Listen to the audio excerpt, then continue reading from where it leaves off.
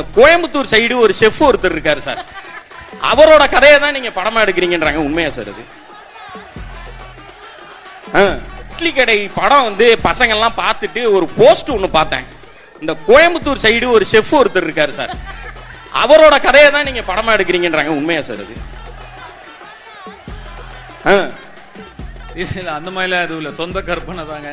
நான் என் கிராமத்துல பார்த்த ஒரு சில முக்கியமான கதாபாத்திரங்களை, என் மனசை பாதிச்ச ஒரு சில கதாபாத்திரங்களை மையப்படுத்தி சொந்தமான கதை, கற்பனை கதை, ஒரிஜினல் கேரக்டர்ஸ். சார் சார் கூப்பிட்டா ஒரு மாதிரி இருக்கு, அண்ணன் அப்படி கூப்பிடலாம்.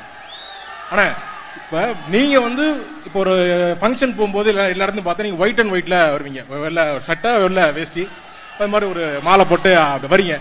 உங்களுக்கு போட்டா அது ரொம்ப நல்லா இருக்கு, அது இப்போ நாங்க போடும்போது பார்த்தா அது அந்த அளவுக்கு இதாக எப்படி? அதெல்லாம் வேஷ்டி சட்டை யாரு போட்டாலும் அம்சமா இருக்கும். நம்ம ஊரு இது இல்லையா, அதனால நம்ம யாரு போட்டு வேஷ்டி சட்டை மட்டும் எல்லாருக்கும் எப்பவும் அம்சமா தான் இருக்கும். இன்னைக்கு பாருங்க சேஞ்ச், கெட்டப் சேஞ்ச். அந்த கொஸ்டின் எழுதி வச்சுட்டு வந்தா மிஸ் ஆயிடுச்சு சார். அப்ப என்ன சொல்றீங்க? ரொம்ப அம்சமா இருக்கு. வேஷ்டி சட்டை அம்சமா தானே இருக்கு. குரேஷி ஐ திங்க் குரேஷி அவரோட பிறவி பலன் அடைஞ்சிட்டாருன்னு. அண்ணே முன்னாடி எல்லாம் வந்து ஒல்லியா இருக்க பசங்களை பார்த்தா வந்து பாடி ஷேம் பண்ணுவாங்க, குச்சி மாதிரி இருக்க, இப்படி இருக்க அப்படின்ற மாதிரி ஒரு மாதிரி இன்செக்யூர்டாவே ஃபீல் பண்ணுவாங்க. நீங்க வந்ததுக்கு அப்புறம் அந்த ஸ்டைலே மாறி அதை ஒரு கெத்தா மாத்தி அந்த டிராவல், இப்ப பசங்க எல்லாருமே வந்து நம்ம ஒல்லியா இருந்தா உங்க ஸ்டைல வந்து ஃபாலோ பண்ண ஆரம்பிச்சிட்டாங்க. மழை பெய்யுது, கடைசி கேள்வியா அதை கேட்டுறேன், சாரி. இத பத்தி நீங்க சொல்லுங்க. இல்ல இங்க இருக்கிற முக்காவாசி பேர் என்ன மாதிரி தான் இருப்பாங்க பாருங்க. அவங்களுக்கு எல்லாம் நீங்க இருக்கீங்க, உங்களுக்கு அந்த மாதிரி யாருன்னு நடக்குது? அந்த மாதிரி எனக்கு எப்படி நீங்க அதை எப்படி ஃபேஸ் பண்ணிருப்பீங்க? அந்த டைம்ல வந்து ஒல்லியா இருக்கவங்களை பார்த்தாலே வேற மாதிரி சொல்றது. சின்ன வயசுல கொஞ்சம் கஷ்டமா தான் இருந்தது, அந்த பக்குவம் இல்ல. வளர வளர தெரிஞ்சு ப்ரூஸ்லி கூட ஒல்லியா தான் இருப்பாப்ல,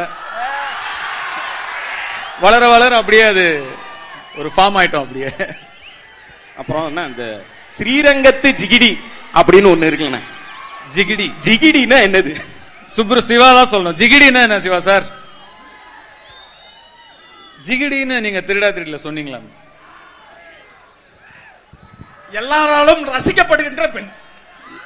ஓகே சூப்பர். அப்புறம் இன்னொரு கேள்வினா அது இல்ல, நீங்க கேளுங்க.